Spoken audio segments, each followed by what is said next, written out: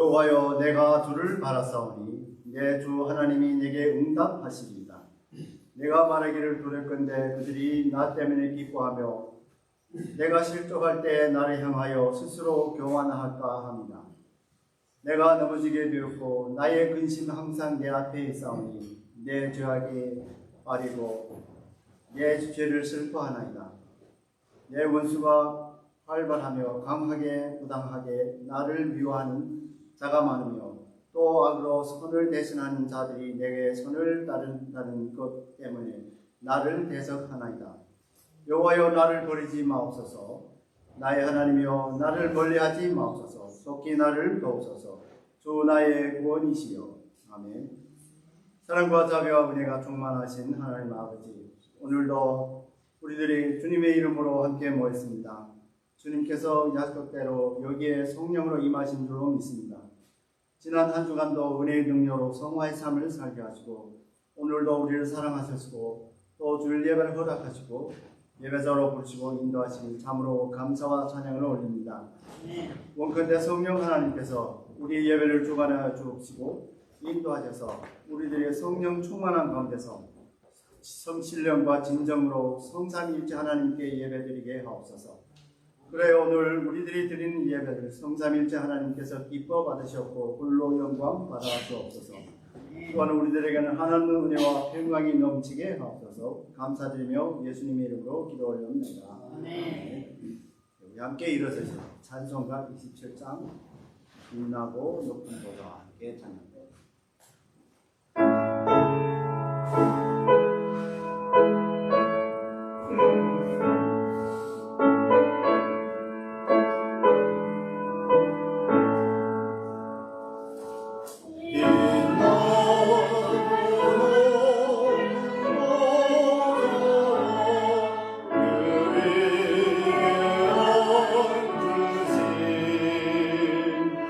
주의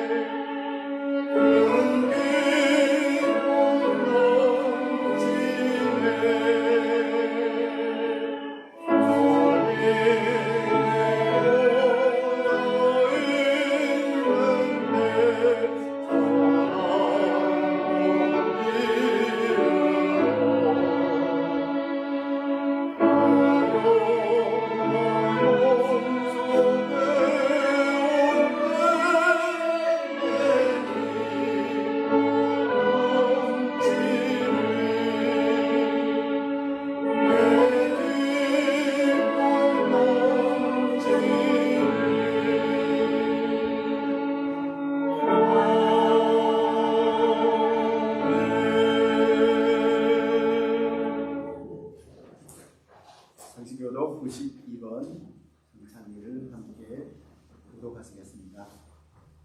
때가 이르매 예수께서 사도들과 함께 앉으사 이르시되 내가 만나러 가기 전에 너희와 함께 이 유월절을 먹기를 하고 하나님이라. 내가 너에게 이르노니 내가 이제부터 하나님의 나라가 임할 때까지 포도나무에서 나는 것을 마시지 아니하리라 하시고 또 떡을 가져 감사하기도 하시고 떼어 그들에게 주시며 이르시되 이것은 너희를 위하여 주는 내 몸이야. 너희가 이를 행하여 나를 행하라 하시고 저녁 먹은 후에 잔도 그와 같이 하여 이르시되 이 잔은 내 피로서 은혜의 곧 너희를 위하여 묻는 주었으나. 아멘. 사랑의 아버지 하나님, 지금 우리들이 지난 한 주간을 되돌아보면서 참회의 기도를 드리려고 합니다. 은혜가 풍성하신 하나님 아버지, 지난 한 주간도 우리들은 주님께서 베푸신 은혜에 따라 삶을 살았습니다. 그럼에도 불구하고 세상 삶 속에서 알게 모르게 주님께 범죄했음을 고백합니다. 입으로는 하나님을 사랑한다 하지만 행동으로는 하나님에 대한 사랑이 다하지 못했음을 고백합니다. 때로는 세상 유혹에 빠져 삶을 살다 보니 교만하여 주님과 멀리하고 자기도 모르게 우상 숭배에 빠졌으며 때로는 세상의 풍조에 물들어 삶을 살았음을 고백합니다. 주님께서는 내 이웃을 내 몸같이 사랑하라 하였건만 우리들은 그 실천이 부족하여 어려운 이웃을 도우도 돕지 못하고 주님의 이름에 욕되게 하였음을 고백합니다. 범사에 감사하라인데 그 감사를 다하지 못하고 불평불만에만 모집하며 삶을 살았습니다. 항상 기뻐라 했는데 주 안에서 기쁨을 찾지 못하고 늘 음울한 마음으로 삶을 살 때가 있었습니다. 쉬지 말고 기도라 했는데 기도의 겨울로 주님의 나라와 주님의 뜻을 위하여 세상에 죽은 울음 쓰고 호흡을 증가하는 전도사님들과 선교사님들과 또한 어려운 경우 이웃들 위하여 기도가 부족했습니다. 주님께서는 먼저 그 나라와 일을 구하라 했는데 오로지 자신의 육적 소욕에 따라 기도했음을 고백합니다. 때를 얻든지 먹었든지 주 예수 그리스도의 복음을 온 세상에 전하라고 우리에게 명령하였고 우리들은 그 명령에 온전히 순종하지 못하고 실천이 부족했음을 고백합니다. 오 자비로우신 하나님 아버지, 예수 그리스도 안에 있는 자에는 결코 정죄함이 없음을 믿습니다. 공기서에서 몸같이 우리들의 죄악들을 우리에게서 멀리 옮겨주셔서 우리들의 죄에서 몽에서 벗어나 온전한 성화의 삶을 살게 하옵시고 주의 나라와 일을 먼저 구하여 주님의 나라에 더욱 올 수 있는 귀한 하나님의 자녀와 주님의 일꾼이 되게 도와주시옵소서. 또한 우리들의 복음의 사명을 잘 감당하시고 또 사랑의 계명을 온전히 향하여 지켜 향하게 하옵소서. 우리들의 예배와 또 우리의 삶을 통해서 하나님께 모든 영광을 돌리게 하옵소서. 감사드리며 예수님의 이름으로 기도드립니다. 우리 착사가셔서 찬송가 229장 예수 십자가의 피로서 함께 찬양합니다.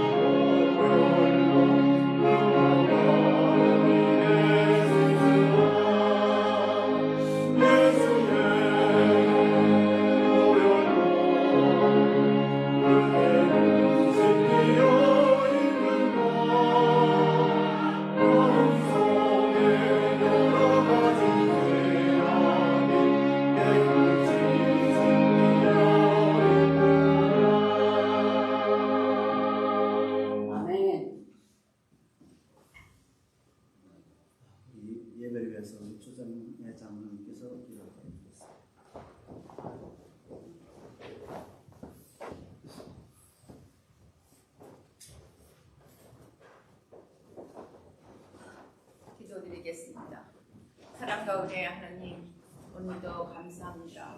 이날 오늘 저희들을 이곳에 모으셔서 아버지께 찬양드리고 기도드리고 말씀을 듣게 하심을 진심으로 감사합니다.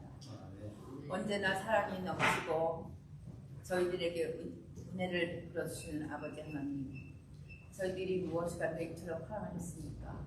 오늘도 어제도 그리고 내일도 죄를 짓고 있는 저희들을 아버지 예수님의 보혈로 깨끗하게 씻어주실 것을 믿습니다. 아버지께서 씻어주시고 채워주시고 치유하여 주실 것을 믿기 때문에 아버지의 뜻을 따라서 순종하는 삶들을 다 살게 하여 주시옵소서. 하나님, 저희들이 소명이 무엇이옵니까? 그것은 오직 아버지의 말씀을 세계에 전파하고 그것에 따라 사는 저희들이 아니겠습니까? 아버지, 저희들이 무엇을 하든 간에 아버지 뜻 안에서 살 수 있는 그런 사람들이, 그런 영들이 다 되게 해 주시옵소서. 항상 저희 속에 성령님이 계셔서 저희들을 위하여 간구하고 있음을 알고 있지만 그래도 그 뜻에 제대로 따르지 못하고 있는 저희들을 용서하여 주시옵소서. 지난 한 주간 지은 모든 죄들을 아버지 앞에 토설하면서 회개하옵나이다. 아버지 용서하여 주시옵소서. 아버지, 지금 저희가 살고 있는 이곳 미국이나 한국이 어렵습니다. 너무나 많은 적군들이 나타나서 아버지의 뜻을 어기고 있습니다. 우리들이 무엇을 하는 간에 아버지께서 계획하신 일이면 아버지의 뜻대로 하시옵소서. 하나님 아버지, 저희 목사님이 이번에 동남아 쪽으로 저희 애들을 위하여 여행을 가십니다.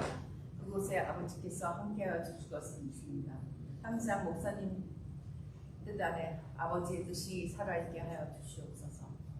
아버지, 저희 성가대들이 드리는 찬양을 아름답게 흠모하실 것을 믿습니다. 지금은 시작하는 시간이 오니 아버지, 저희 교회를 축복하여 주시고 은혜 내려 주시옵소서. 그리고 저희 액트 학교에 많은 아버지 일꾼들을 보내주셔서 아버지의 말씀을 전파하고 그것을 실행하는 그런 자들이 다 되게 하여 주시옵소서. 아버지, 오늘도 아버지가 함께 하시는 뜻을 알고 있으며 아버지의 뜻에 따라서 살기를 진정으로 원합니다. 하나님 아버지, 저에게 사랑과 은혜를 주시고 모든 것을 채워주시는 아버지께 항상 감사합니다. 이 모든 말씀 우리 주 예수 그리스도로 받들어 감사하며 기도합니다. 아멘.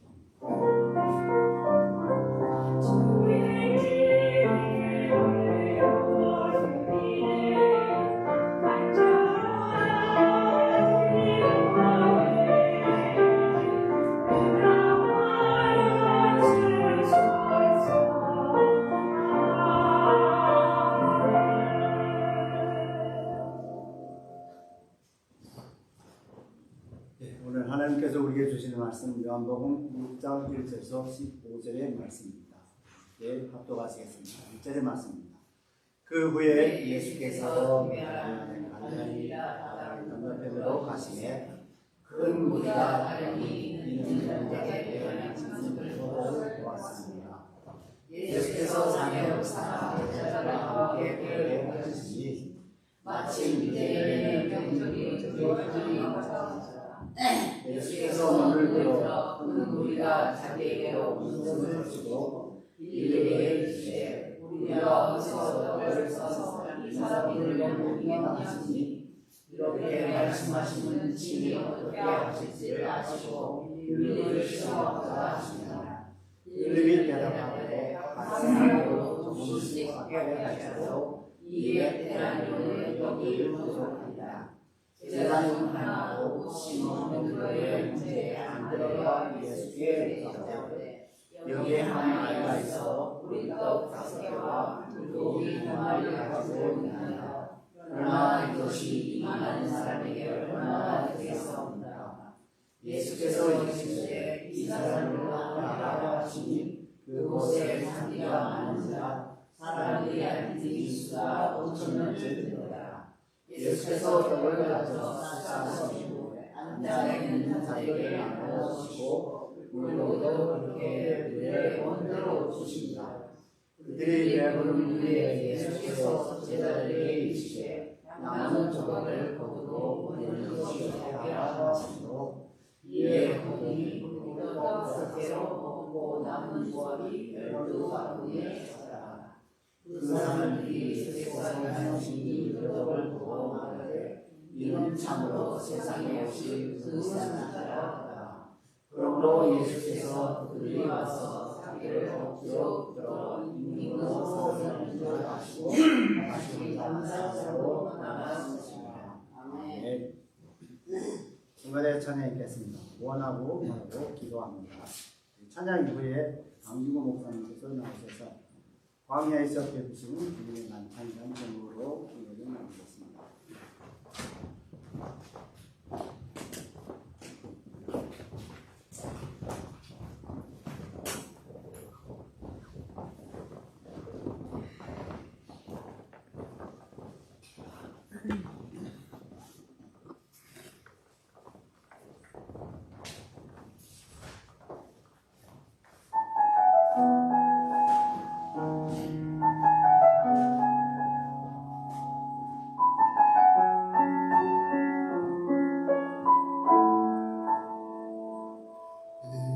세상을 살아가는 동안에 나의 힘을 의지할 수 없으니 기도하고 낙심하지 말 것은 주께서 참 소망이 되시리라.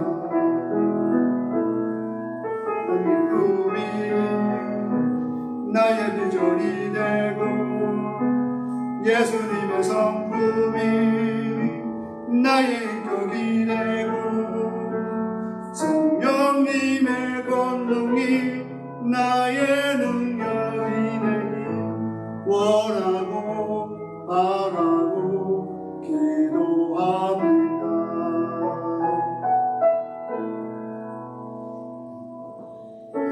세상을 살아가는 동안에 나의 힘을 의지할 수 없으니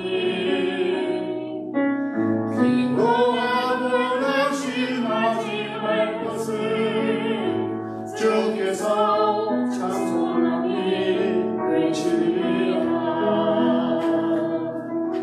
주의 길을 걸어가는 세상에 의지할 수 없으니 감사하고 낙심하지 말 것은 주께서 장군이 되시리라.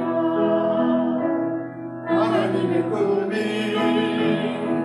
나의 비전이 되고 예수님의 성품이 나의 인격이 되고 성령님의 권능이 나의 능력이 되니 원하고 바라고 기도합니다.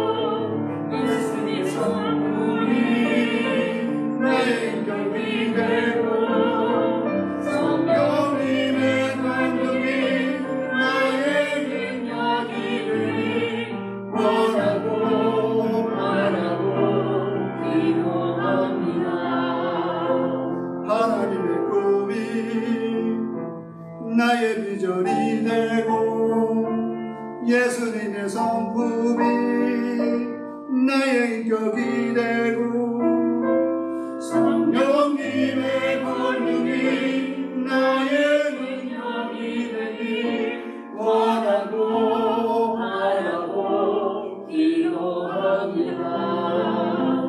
원하고 바라고 기도합니다.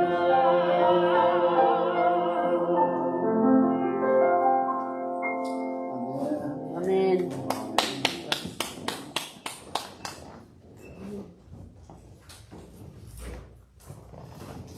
사랑이 이루어진 주님, 오늘도 저희에게 말씀해 주시옵소서. 주의 성령을 통해서 들리시는 말씀이 오늘날 우리 교회에게 들려지게 하시고 그 말씀이 깨달아지고 믿어지는 은혜가 있게 하옵소서. 예수님 이름으로 기도했습니다. 아멘. 오병이어의 얘기 성경에서 너무 많이 들은 얘기고 또 주님이 많은 표적, 이적을 행하시는데 그 많은 이 기적 중에 사복음서, 마태복음, 요한복음까지 사병세에 기록된 기적은 이 오병이의 기적이 유일한 그만큼 중요한 그런 얘기죠. 자, 어린아이 도시락 하나, 물고기 5마리, 또 보리떡 2개. 이 어린아이가 먹어도 시원찮을 이 음식을 가지고 5,000명, 남자만 5,000명이니까, 장정이 5,000명이니까 뭐 10,000명이나 한 20,000명 정도 되지 않겠습니까? 왜 그러냐면은 남자들은 바쁘잖아요.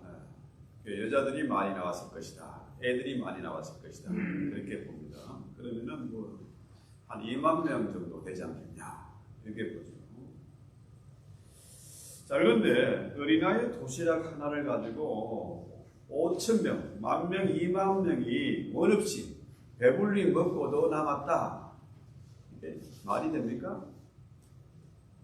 이걸 뭐 믿을 수도 없고 안 믿을 수도 없고, 교회 나오면서 신앙생활 한다고 직분을 받아서 안 믿을 수 없으니까 믿는 흉내도 된다, 뭐 이런 정도죠. 또 어떤 사람들은 이런 얘기를 합니다.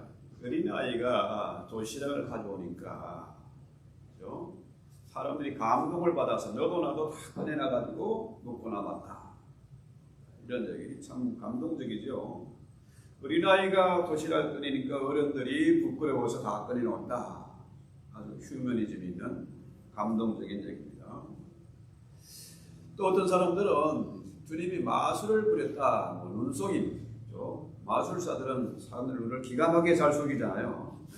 마술을 부렸다, 이렇게도 얘기를 해요. 그런데 오늘 요한복음에 나오는 오병이의 얘기, 그 진짜 의미가 무엇인지 우리 한번 생각해 봅니다. 4절에 보니까 마침 유대인의 명절인 유월절이 가까웠다. 유월절은 유대인들의 최대의 명절입니다. 각지에 있는 많은 사람들이 예루살렘 성전에서 유월절을 지키기 위해서 모이되는 거죠. 큰 무리가 주님을 따랐다는 거죠. 큰 무리. 이게 뭐 아까 말씀드린 대로 남자만 5,000명 하니까 이게 어마어마한 숫자입니다. 한 도시가 움직이는 거와 마찬가지예요. 어마어마한 숫자예요. 그런데 따랐다는 말은, 여러분 그 스토크 아시죠? 시겹게 따라오는 사람, 끈질기게, 저 사람 놓치면 내 인생이 큰일 나겠다, 저 사람이 우리의 구세주고 우리의 왕이다, 저 사람 따라가면 뭐 큰 자리 하나 차지하겠다, 끈질기게 따라오는 그런 사람들이죠. 그런데 그 이유는 뭐냐? 우리 예수님이 엄청난 기적을 행하시니까, 병자를 고치고 죽은 자도 살리고 하니까 어마어마한 기적을 보니까 사람들이 따라 나선 거죠. 근데 문제는 유월절 하면 뭡니까? 유월절은 유대인의 최대의 명절이잖아요. 그렇죠? 단단히 준비하고 왔지 않습니까? 그런데 문제는 여전히 날은 어두워지고, 그렇죠?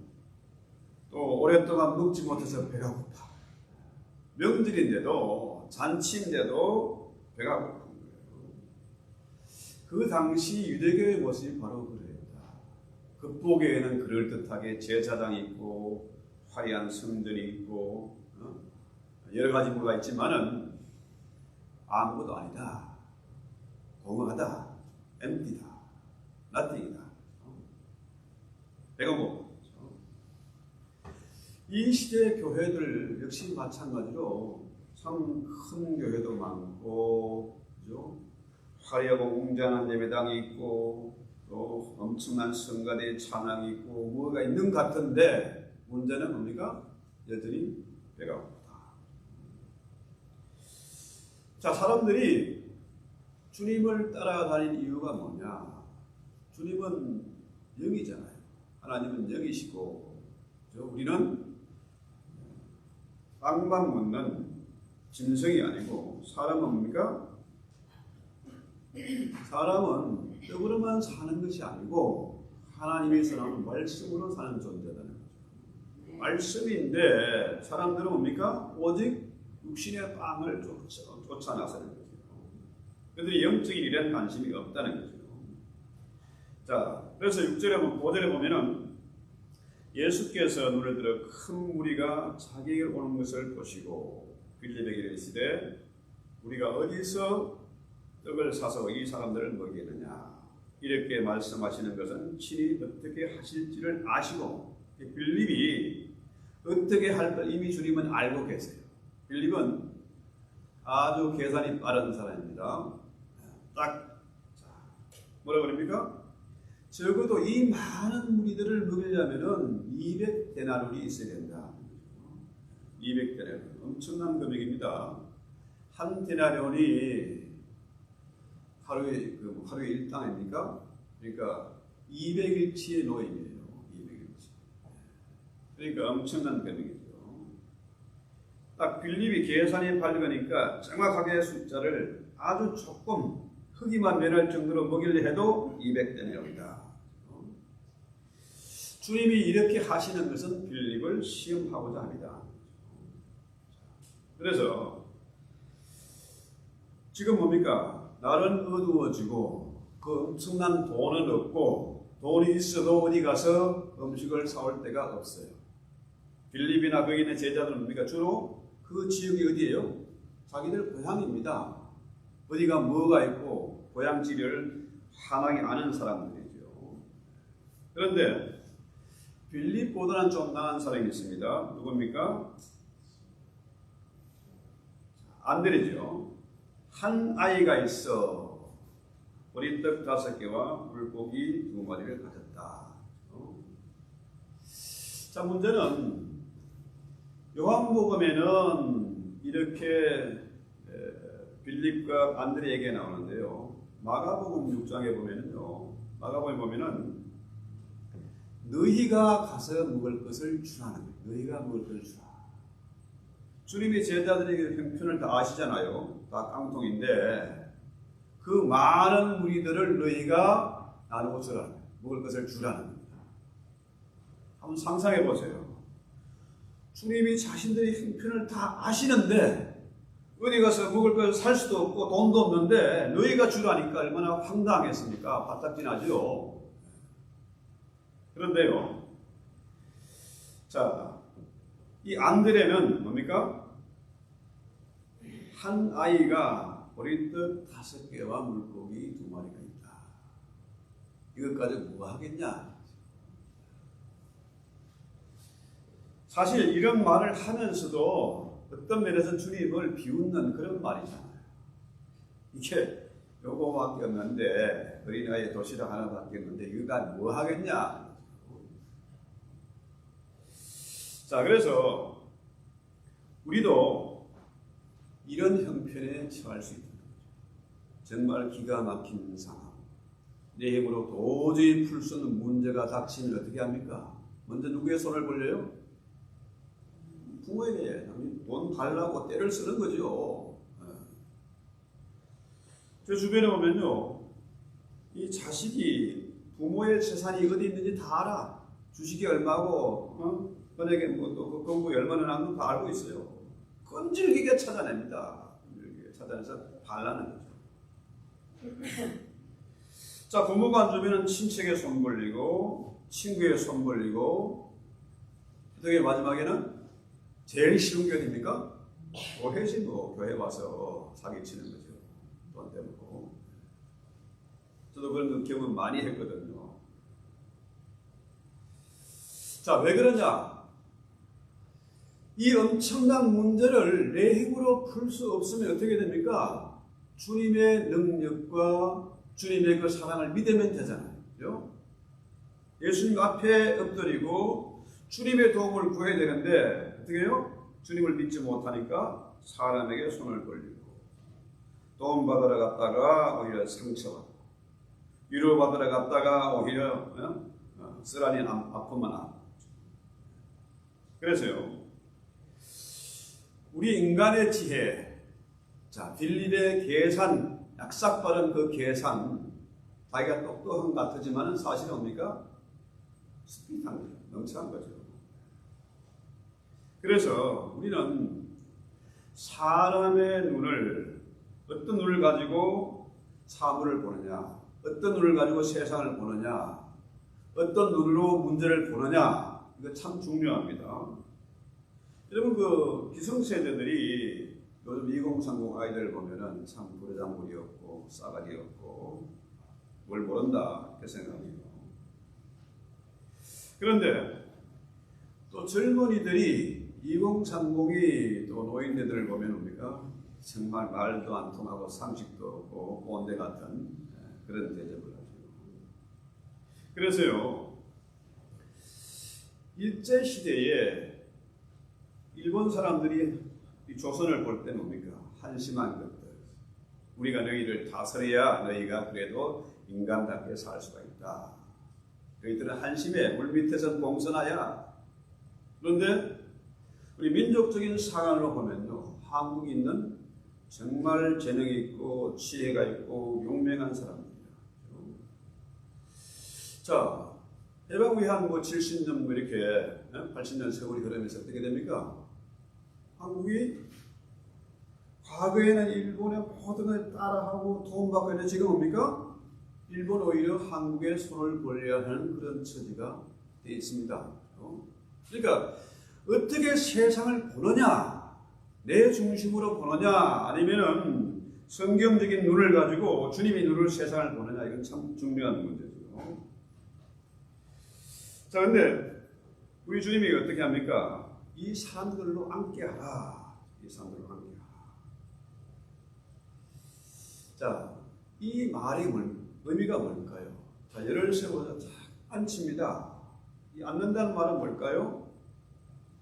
뭐 쌍놈들이야 서서 밥을 먹지만은 양반들이 어떻게 해요? 앉아서 밥을 먹죠. 앉게하라. 이 말은 뭡니까? 이제 밥 먹자 이런 얘기예요. 아무것도 없는데, 우리나라에 도시락 하나밖에 없는데 이제 뭡니까? 우리 밥 먹자 이런 얘기예요. 자, 돈도 없고 먹을 것도 없는데 사람들을 앉히는 게 무슨 소용이냐? 어떻게 잔치를 하냐 이거죠. 왜 해야 됩니까? 주님이 하라고 명령하시니까 따라야 됩니다. 맞습니까? 네. 선악과를 따먹지 말라 하면 안 먹으면 되는 거예요. 그런데 아담은 어겼지 않습니까? 노아 시대에 하나님이 노아를 보고 방주를 만들려고 해요. 뭐 하려고? 배를 만들어야 홍수가 났을 때 너희가 살 수 있다는 거죠. 너희뿐만 아니고 온갖 세상의 짐승들로 살아야 된다. 그 당시에 노아의 입장에서 홍수란 말이 이해가 됩니까? 그 시대에는 비가 오지 않았어요. 위에 물에 공창이 있어가지고 안개가 지면에 하고 언제나 살기 좋은, 노동을 안 해도 먹을 것이 지천이고 너무 환경이 좋아서 900살까지 살아도 끄떡없는 그런 세상이었습니다. 실제로 남북이나 북극이나 가도 농사한 흔적이 있고 그렇지 않습니까? 비가 안 오니까 그런 것들이 드러나잖아요. 그런데 하나님이 노아에게 방주를 지으라니까, 하나님의 명령이니까 말도 안 되는 일을 뭡니까? 순종을 하는 거죠. 여러분, 왜 세례를 받아야 됩니까? 주님의 명령이기 때문에 세례를 받아야 된다. 자, 오늘 성만찬을 하는데요. 성찬식을 하는데 왜 성찬식을 되냐? 주님이 친히 제정하신 것이고 하라고 하시니까 무조건 우리는 순종해야 되는 거죠. 자, 우리 하나님은 의지론의 하나님이 아니라 질서의 하나님이죠. 사방에 5만 명, 5천 명, 2만 명이 모여서 떠드는 그 주님이 원치 않으신다는 거죠. 질서 정연하게 딱 앉고, 자, 숫자도 파악이 되죠. 질서가 잡혔죠. 그러니까 이제 밥 먹자. 자, 우리가 정말 피곤하고 복잡한 세상에 살고 있습니다. 우리 세대는 이렇게 살아가지만은 살다가 이제 좀 있으면 주님 부르면 가죠. 그런데 다음 세대들 걱정이 많죠. 정말 피곤하고 복잡하고 살벌한 경쟁의 시대입니다. 그런데 이렇게 세상이 복잡하고 피곤하고 할수록 살벌할수록 어떻게 됩니까? 우리는 잠시 활동을 멈추고 앉아서 밥 먹는 시간을 가져야 된다. 세상에 빵도 필요하지만은 하늘 만나 생명의 떡을 먹는 시간을 가져야 된다. 이 얘기죠. 그래서 아이고 주님 말도 안 되는 얘기 하지 마세요. 지금 모인 무리가 자그마치 2만 명입니다. 어린아이 도시락 갖고 뭐 하겠습니까? 그럴 수 있지 않습니까? 그런데요, 이 말 속에 우리는 어떻게 해요? 아무리 내 생각과 주님의 생각이 틀려도 주님의 말씀이기 때문에 순종해야 된다. 여러분, 그곳에 잔디가 많다 그러잖아요. 자, 잔디밭에 앉는 거예요. 시편의 23절에 보면 여호와께서 나를 푸른 초장에 누이시며 실만한 물가로 인도하시는다. 아무리 광야에도 주님의 인도하시는 곳에 푸른 초장이 있고 실만한 물가가 있다. 주님의 식탁에는 언제나 풍성함이 있다. 왜? 주님이 우리의 빵으로, 생명의 빵으로 오신 분이잖아요. 그 증거가 뭐예요? 예수님이 어디에 태어났습니까? 베들레헴 마구간에 어디에? 말구유. 말의 그 먹이통이죠. 그 먹이통에서 주님이 태어났어요. 거기 뭐에 있습니다. 바로 우리의 생명의 빵으로 오신 분이시다. 그래서 이 장면을 보면요, 우리 주님이 어린아이 5명이 하나 없어도, 그죠?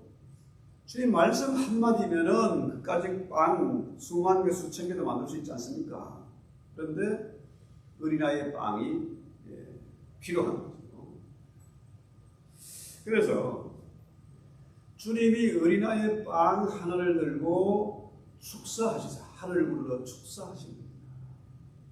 주님이 가는 곳에 언제나 먹는 문제가 해결되는데 생명의 빵이 들어가면요 먹는 문제가 해결됩니다. 지금 우리가 제가 이제 아프리카에 2개 나라를 방문하게 되는데요. 그들이 하는 얘기가 뭐냐? 우리에게 이 빵이 필요한 게 아니다.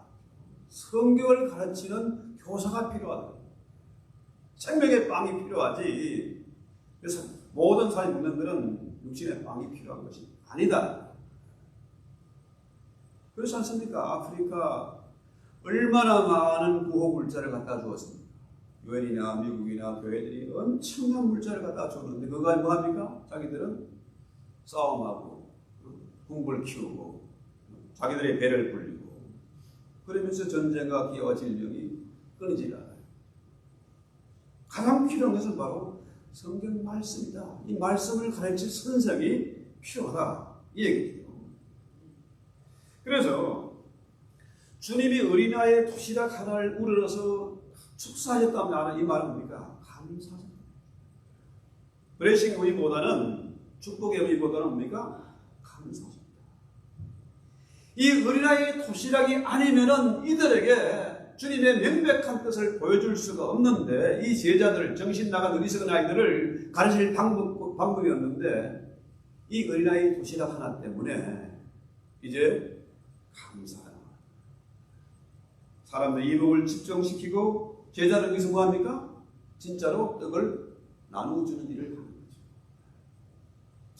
다시 말해서 제자들을 훈련시키고 사역시키기 위해서 어린아이 도시락이 필요했다. 이 말이죠. 그래서요, 하나님 우리를 사람 낚는 업으로 부르셨어요. 사역자로 부르시고 각 사람에게 직분을 주셨습니다. 그 직분을 주신 목적이 뭘까요? 바로 이 일을 하라는 겁니다.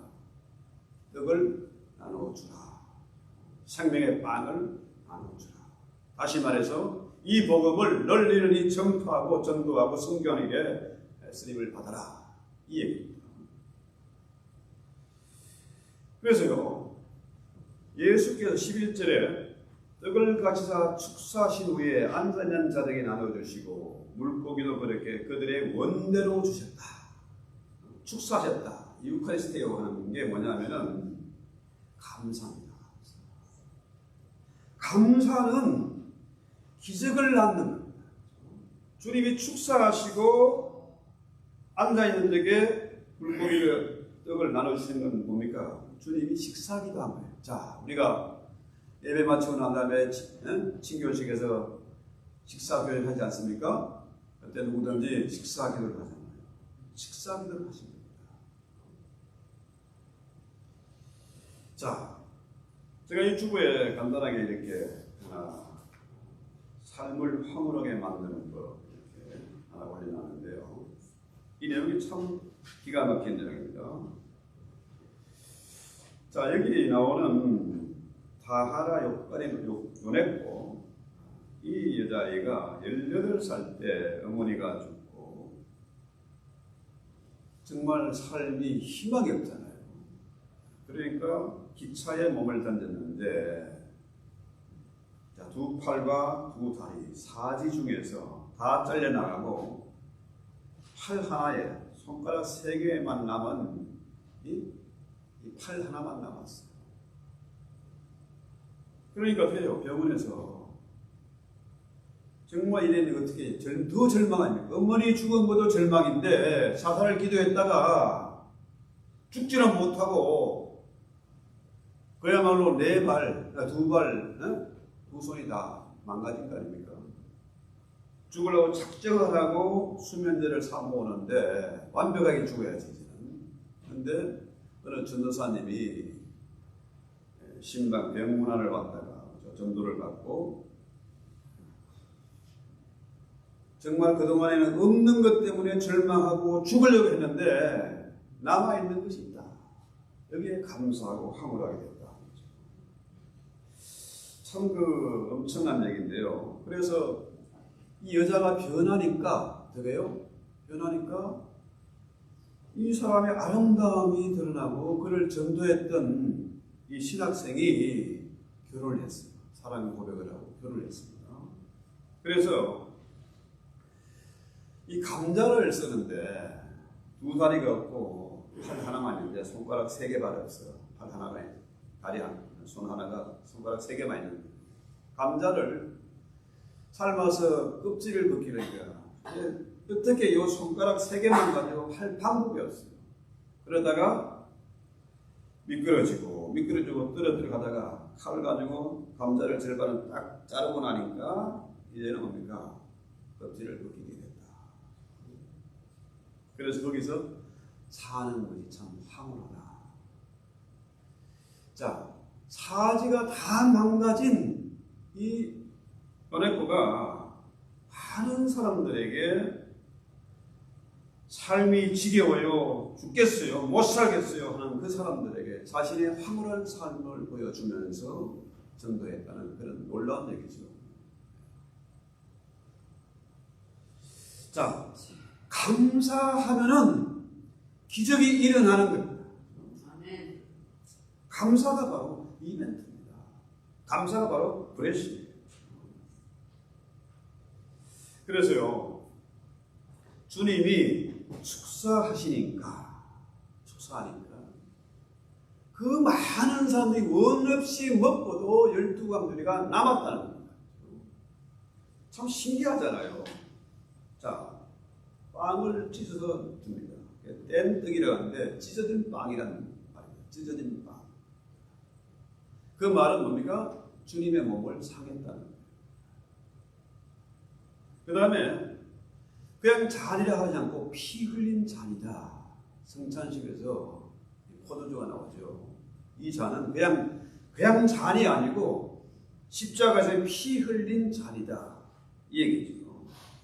그래서요, 주님 말씀하시기를 요한복음 6장 53절에 보면 예수께서 이르시되 내가 진실로 진실로 너희에게 이르노니 인자의 살을 먹지 않고 인자의 피를 마시지 아니하면 너희 속에 생명이 없다. 이 말은 뭡니까? 성만찬을 하지 않으면은 이 의미를 알지 못하고 깨닫지 못하고 믿지 못하면은 그것을 행하지 않으면은 너희 안에 생명이 없다는 얘기예요. 예수 믿어도 그 것이다.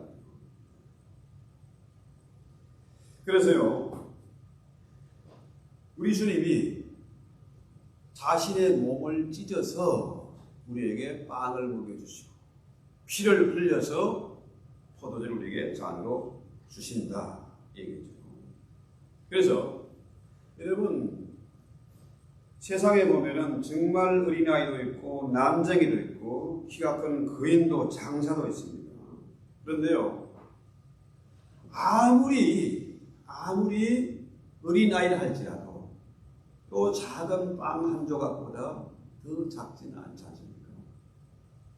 다시 말해서 예수님이 가장 작은 자로 이 땅에 서 계신다. 우리 앞에 서 계신다. 우리가 찍어서 먹을 수 있는 한 모금 한 입도 안 되잖아요. 이 조그만 빵을 우리가 한 입으로 먹을 수 있는 그런 작은 예수예요. 놀랍게도 전 세계의 많은 교회와 성도들이 성만찬을 수천 년간 해왔지 않습니까? 2000이 넘게. 그런데 그 빵은 줄지가 않아. 지금도 여전히 성만찬이 해가지고 있고 주님의 몸을 먹고 있는 거죠. 그 살과 피를 먹고 마십니다. 그 피가 지금도 마르지 않는다는 얘기예요. 그래서 오늘 이 성만찬을 우리가 준비하면서 제가 성경대로 해야 되겠습니다. 팬데믹이라고 뭐 갖다 찢어가니까 너무 힘들 시간입니다. 이건 성경대로 안 맞지 않다. 그래서 오늘은 직접 빵을 찢어 먹고 포도주를 마시는 그런 성만찬을 합니다. 그래서요, 예수 믿는다는 사람들은 뭡니까? 작은 예수를 먹고 마시는 사람입니다. 주일의 예배마다 작은 예수를 먹고 마시는데, 예수 믿는 사람들이 성만찬의 떡과 잔을 먹고 마시는 사람들이 내가 큰 자다, 나는 대단한 사람이야, 너들 알아서 해야 돼, 난 이 정도 대접받아야 돼, 이건 뭡니까? 그 안에 뭐가 없다? 예수가 없다, 생명이 없다.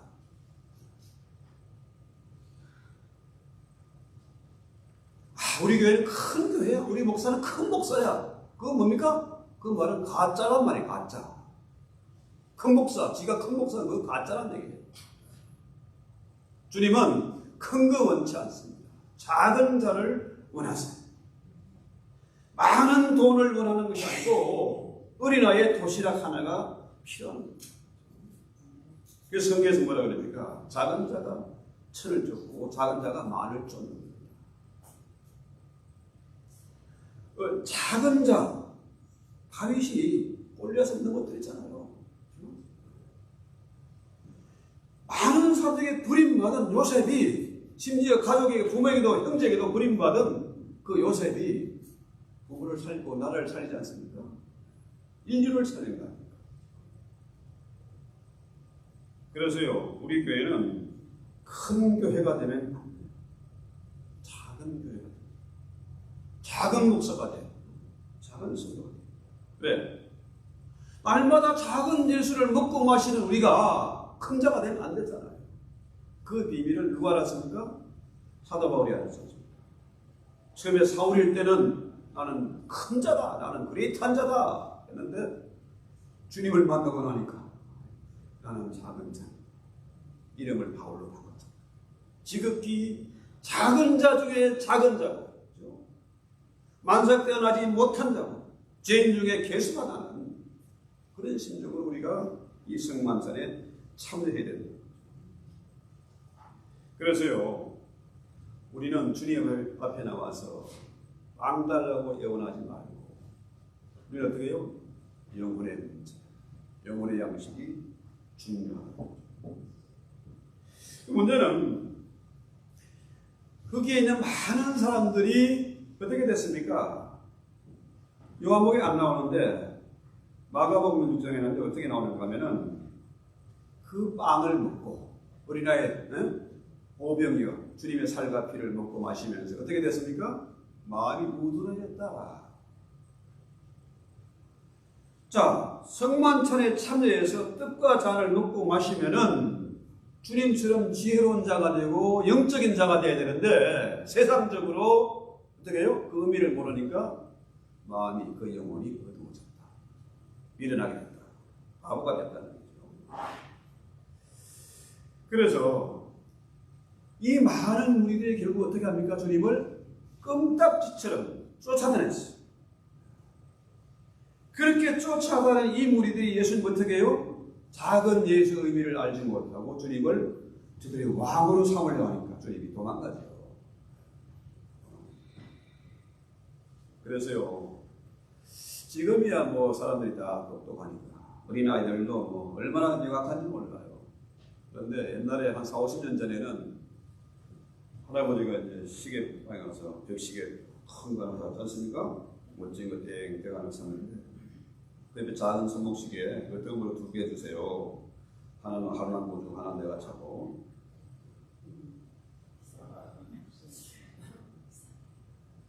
자, 크다고 좋은 게 아니란 얘기입니다. 벽시계보다 손목시계가 훨씬 더 비싼 거 아닙니까? 더 좋은 거잖아요. 큰 자가 중요한 게 아니고 큰 교회가 좋은 게 아니다 이 말이죠. 그래서 여기서 우리가 깊이 생각해 보는 것은 뭐냐 하면은 이 오병이어의 사건, 광야에서 베푸신 풍성한 만찬, 주님의 만찬이잖아요. 거기에서 가장 수지 맞은 사람 누굽니까? 당연히 넘버원은 어린아이지.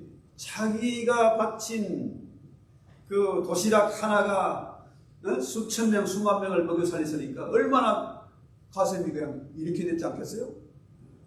또 제자들 너희 가서 나눠주라. 그 주님에게 받은 거 자기가 아니지 않습니까? 주님이 축사하니까 감사하기도 하고 나니까 직사기도 하니까 그 빵이 줄지 않고 계속해서 나오는 거예요. 원없이 먹고 남은 것이 12강줄이가 넘었다. 와, 엄청나지 않아요? 그 나눠줄 때 제자들이 이렇게 했지 않겠습니까? 자기가 아닙니다. 주님에게 받은 것을 나눠주는 겁니다. 우리 직분자는 할 일이 뭡니까? 목사나 장로나 집사나 누구나 할 것 없이 할 일은 뭡니까? 우리는 거지처럼 징징대고 달라고 하는 그런 자가 되죠. 그건 안 된다는 거죠.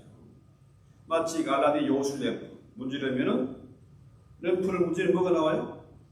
주인님 부르셨습니다. 주인님 뭘 할까요? 자, 우리 주님이 마치 요술램처럼 주인님 오셨습니까? 주인님 뭘 원하십니까? 주님을 그렇게 믿으면 안 된다는 거죠. 우리의 기도는 그렇게 어리석은 기도, 바보 같은 기도 하지 말고 우리는 뭡니까? 주님부터 받은 것을 나누어 주는 자가 돼요. 주는 자가 복되다는 거죠. 이 떡을 나누어 주고 또 주어도 부족함이 없어요. 여러분 아시잖아요. 옛말에 어른들이 아침은 무엇처럼 먹어라? 거지처럼 먹어라. 거지들은 언제 먹을지 몰라. 그러니까 잔치집에 가면 뭡니까? 한꺼번에 한 12분씩 먹어야 성이 차지 않겠습니까? 점심은 무섬처럼 먹어라. 저녁은 임금님처럼 조금만 먹어라. 그래서 저는 가능한 아침을 일어나자마자 스트레칭 좀 하고 먹고 시작합니다. 이 건강의 비결이에요. 아침을 든든히 먹으면 하루가 든든하지 않습니다. 아침을 굶으면 짜증나기 시작해요. 굶어보세요. 눈에 뵈는 게 짜증부터 올라가죠. 든든해 먹어야 돼요. 그런데 자, 배고픈 무리들이 광야에서 월 없이 먹었다는 얼마나 먹었겠습니까? 엄청나게 먹고도 남았다. 주님의 그 역사는요, 수요가 공급에 놓칩니다. 더 이상 배트에서 이제 끝이다. 시큰 것 같다. 원도 없다. 그때 비로소 이제 공급이 끊어지는 거예요. 그래서 우리가 신앙인들이 할 일이 뭐겠습니까? 우리 할 일은 해도 되고 안 해도 되는 그런 인생을 사는 게 아닙니다. 반드시 해야만 일, 주님의 명령이기 때문에 해야만 그 일을 우리가 해야 된다. 그래서 우리가 그 일로 인해서 우리가 썩는 미랄로 부름을 받았다. 자, 내가 지금 뭐 환갑이 지났는데 살아봐야 얼마 더 살겠습니까? 죽는 게 아니잖아요. 누가 있어요? 두 자녀가 남아있잖아. 그죠? 저와 이제 이 대를 이어서 뭡니까? 주님의 나라에 쓰임을 받는 거죠. 아브라함의 복보다 이삭의 복이 크고 이삭보다 야곱의 복이 훨씬 크고 야곱보다 요셉이 또 어마어마하게 크지 않습니까? 이 얘기입니다. 자, 여러분, 꽃도 시들어서 죽은 같은데 내년 봄에 보면 거기 또 꽃이 펴요. 참 신기합니다. 죽은 게 아니잖아요. 강진구가 죽었다고 해서 내가 영원히 죽는 게 아니고 또 2세가 있고 3세가 있고 4세가 태어나는 거죠. 그래서 우리가 부모가 먼저 반듯하게 살아야 우리 자녀들이 그렇게 또 대를 이어서 쓰임받고 복을 받는다는 거죠. 그래서요, 우리가 이 땅에 살 일은 뭡니까? 거지처럼 얻어먹는 자가 아니라 주는 자가 돼. 그건 내 거 아닙니다. 주님의 것을 나눠주는 일을 할 때 얼마나 의미가 있고 보람이 있고 기쁨이 있겠습니까? 자, 이 땅의 사람들이 아직도 예수를 모르고 교회를 모르고 교회를 불태우고 성경을 불태우는 그 무리들, 인생이 자기 중심으로 돌아간다는 착각을 가진 그 대단한 사람들, 아직도 우리 주변에 있다면 우리가 어떻게 해요? 그들에게 진정한 예수를 전하지 못합니다. 작은 예수를 전하지 못하기 때문에 우리가 가진 은사와 우리가 가진 재물과 우리가 가진 건강, 이 재능들을 우리가 제대로 사용하지 못했기 때문에 세상이 미쳐 돌아가고 있는 것입니다. 자, 그때 우리 하나님은 어마어마하게 많은 것들을 준비해 놓으시고 우리를 엄청나게 귀하게 사용하시고 영광을 받을 것이다. 저는 목사이기 때문에 성경을 성경대로 믿고 그렇게 살기로 작정한 사람입니다. 이 찬송하고 여러분 되겠습니다. 144장 예수 나라를 위하여.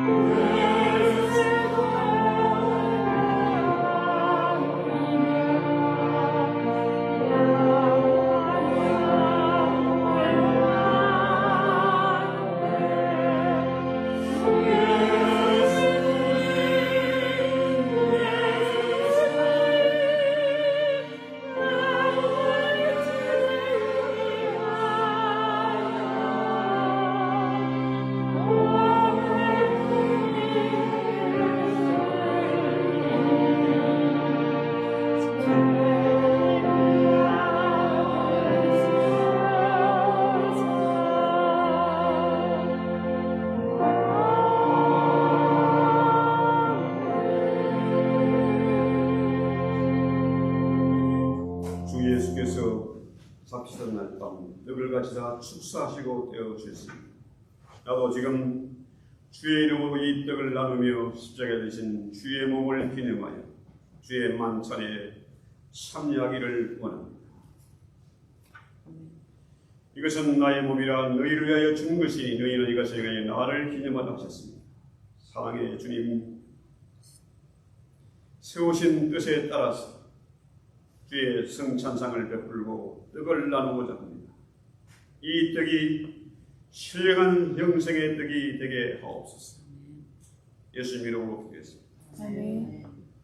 여기 작은 빵이 있습니다.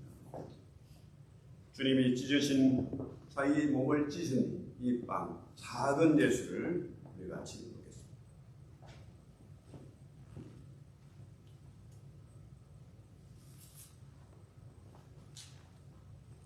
예수님의 몸입니다.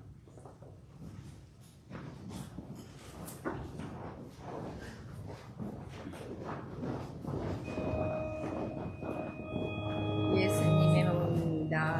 예수님의 몸입니다. 예수님의 몸입니다. 예수님의 몸입니다. 예수님의 몸입니다. 예수님의 몸입니다. 예수님의 몸입니다. 예수님의 살입니다. 예수님의 살입니다. 예수님의 살입니다.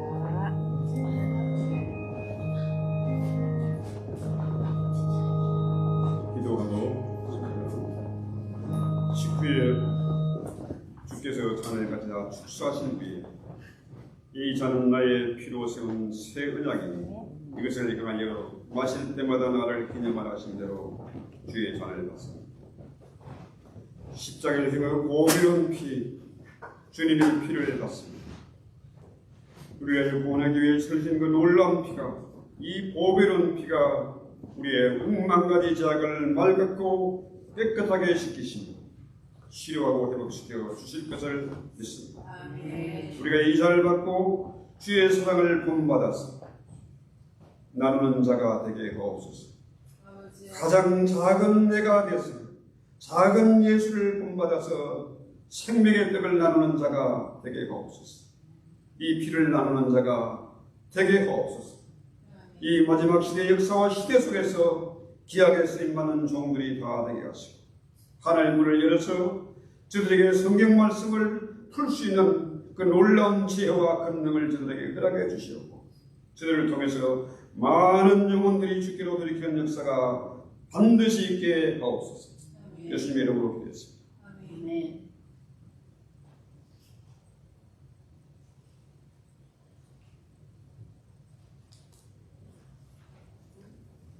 본문하겠습니다.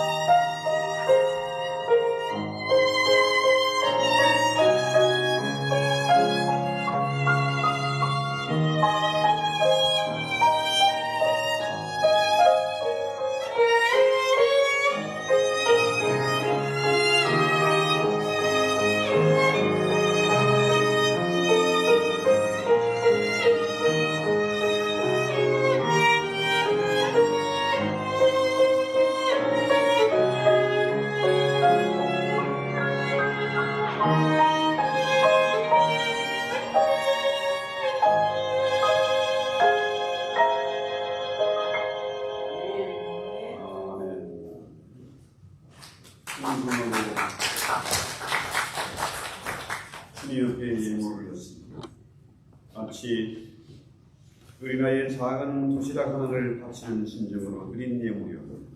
주님, 두 손으로 이 예물을 축복하시고 그들의 삶 가운데 먹는 문제를 해결해 주시고 건강 때문에 주일이 방해를 받지 않도록 건강을 책임져 주시오.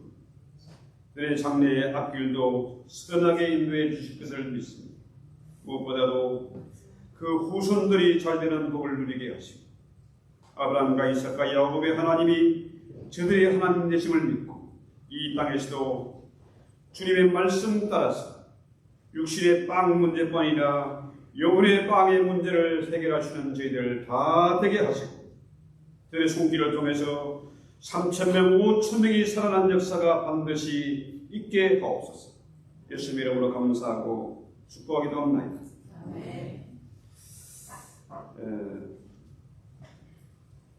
이제 어제 ESL 강좌가 편되는데요.